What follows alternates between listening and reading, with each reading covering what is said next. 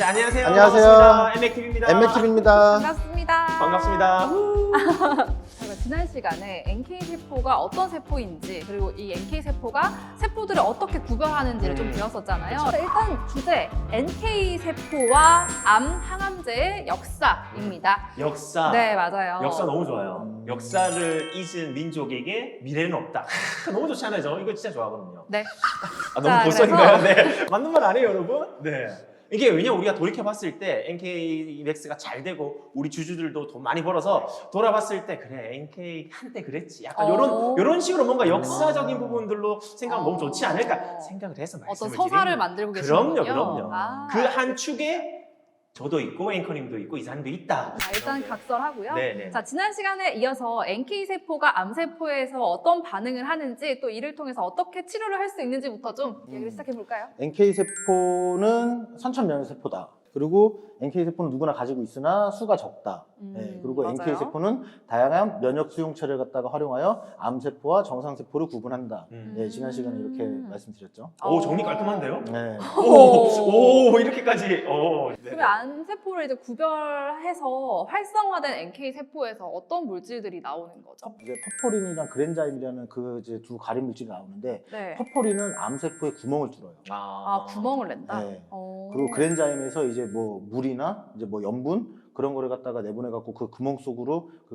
물질들을 갖다 집어넣어서 암세포를 갖다가 이제 뭐 사멸시키거나 그 세포를 파괴하거나 이제 그런 역할들을 하는 거죠. 아, 이게 이제 NK세포가 암세포를 공격하는 그런 방법인 거네요? 그렇죠. 오, 와, 신기하네요. NK세포는 이렇게 암세포가 만들어지는 걸 억제를 하거나 이미 생긴 암세포도 이제 공격해서 없앨 수 있잖아요. 네네.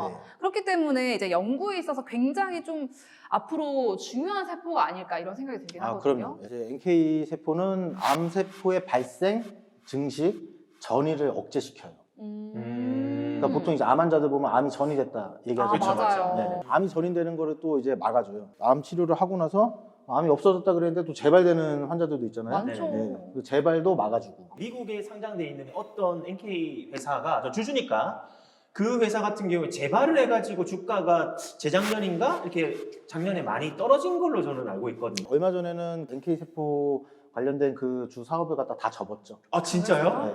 최근에 접었어요? 네, 싹 접었죠. 이제 오. 얀센이라는 글로벌 빅파마랑 계약이 있었는데 네네. 그 계약 해지되면서 주 사업 자체에 대한 철회를 갖다가 발표를 했어요. 그러니까 제가 아까 궁금한 거는 재발에 대한 부분들을 방지한다라고 했는데 네네. 아까 그 어쨌든 페이트 회사는 그때 재발이 됐단 말이죠. 네.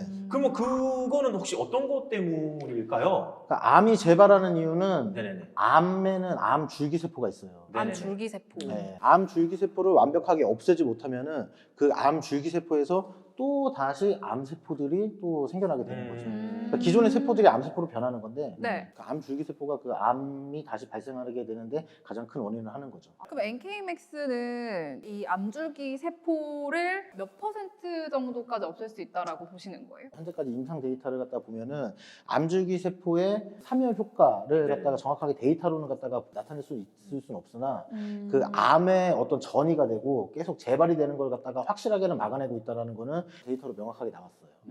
그래서 일단은 NK세포가 지금 뭐 제가 알기로는 우리 몸에 지금 다 있고 대신에 수량이 작다라고 했잖아요. 네. 그 지난 시간에도 말씀하셨던 게 암 환자, 암에 걸린 환자들은 이 NK세포가 더 약해져 있고 막 이렇다고 했는데 지금 제가 알기로는 우리 NK맥스 회사가 NK 뷰키트가 있어서 저도 검사를 해봤었거든요. 네. 지난번 제가 건강검진할 때 해봤었어요. 제가 생각보다 좀 낮게 나오더라고요. 네. 정도가 어느 정도? 그때 제 기억으로 한 400, 500 정도였던 것 그러면 같아요. 정상이에요. 네, 정상이긴 한데 아. 그럼 암에 걸릴 가능성이 있는 환자들은 이 뷰키트로 검사를 하게 되면 NK 활성도 수치가 낮게 나오는 거죠. 그럼요. 어느 정도가 낮게 나오고 이런 건 어떻게 그러니까 되나요? 그 보통의 이제 암 환자들을 측정을 했을 때 100 이하인 환자들 100 이하요? 네, 보통 이제 100 언저리 네. 뭐 그 정도. 그러니까 200 이하인 경우에는 대부분 이제 건강 검진을 갖다가 해봐라 뭐 이렇게 권해드리죠. 근데 제가 이 말씀 드리는 거는 제가 이제 건강검진을 꾸준히 이제 와이프랑 한단 말이에요. 근데 요즘에는 제가 추가를 해서 검사를 더 할 수 있잖아요. 근데 그게 여러 병원에서 이 NK 활성도 세포 검사하는 것들이 있더라고요. 그래서 아마 여러분들도 한번 좀 해보시면 굳이 뭐 따로 뭐 암 검사한다 이런 것보다는 그런 걸로 가지고 수치가 좀 낮다라고 했을 때 그럼 뭔가 좀 이상이 있지 않을까라고 생각해서 네. 오히려 또 이렇게 암에 대한 부분들을 미리 사전에 이제 방지할 수 있는 부분들도 있다 보니까 그런 것도 좀 좋은 것 같긴 하더라고요. 근데 말씀하신 것처럼 뭐 암 환자이든 그냥 보통 사람이든 간에 어쨌든 이 NK 세포가 다 없는 건 아니잖아요. 그쵸. 암 환자라고 해도 다 가지고 있긴 한 거죠. NK 세포는 누구나 다 있어요. 다 있는데 네네. 암 환자들은 기본적으로 그 NK 세포에 대한 활성도가 떨어져 있기 때문에 활성도가 떨어져 있다. 네. 아. 그 NK 세포에 대한 활성도가 떨어져. 그걸 갖다 우리가 이제 면역력이 낮아진다라고 얘기를 하는데 면역력이 낮아지면은 암의 발생. 아. 이제 그런 부분들이죠. 그러니까 활성도라는 게 이제 다른 세포들과 싸우는 공격력 이런 거 말씀하시는 맞습니다. 거예요? 아, 암세포를 죽이는 게 바로 이 NK 세포의 역할인 건데 암세포를 죽이는 건 암을 치료를 한다라는 거고 그렇죠. 이제 암을 치료한다라는 건 뭐죠? 항암제. 그쵸, 항암제라는 거죠. 꿈의 항암제다, 기적의 항암제다 얘기해갖고 제가 메가토급 신약. 그래서 NK맥스는 메가톤급 신약을 개발하는 회사 맞나요? 맞습니다. 자, 이제 또 주주 입장에서 또 혹시 궁금한 점 있으실까요? 혹시? 주주로서 사실 제일 궁금한 건 사실 주가인데 그 외에 저는 어쨌든 임상이 지금 절차대로 잘 진행되고 있는지 저는 개인적으로 절차대로는 진행되고 있다고 생각을 하지만 시기적으로 조금씩 늦춰지는 부분들이 사실 제가 오래된 주주로서 좀 있다고 생각이 돼요. 근데 그런 것들을 주주들이 굉장히 답답해요. 왜? 주가야 사실 바이오들 주가 지금 다 떨어져 있어. 오케이, 그거 이해하겠어. 네. 근데 회사에서 공식적으로 나와 있는 나름대로 뭐 뉴스나 기사를 찾아보게 되면 언제까지 해서 이렇게 될 거다. 언제까지 해서 이렇게 나올 거다. 이렇게 얘기를 한단 말이에요. 근데 그런 것들이 조금씩 한 달, 두 달 이렇게 밀리다 보면 도대체 이거를 계속 기다려야 되나? 언제까지 기다려야 되나? 언제 오르지? 막 이런 생각을 할 수밖에 없거든요. 절차대로 다 진행되고 있는 거 맞나요? 전혀 문제 없습니다. 당연히 공식적인 건 오픈하지 못하겠지만 그래도 뭔가 언지를 조금 조일 수 있는 부분들이 있다면 뭐가 있을까요? 최근에 미국에서 진행 중인 6종환 임상 마지막 환자의 투여가 끝났습니다. 요거까지. 네. 아. 네. 주주들이 바라는 건 아닌 것 같은데.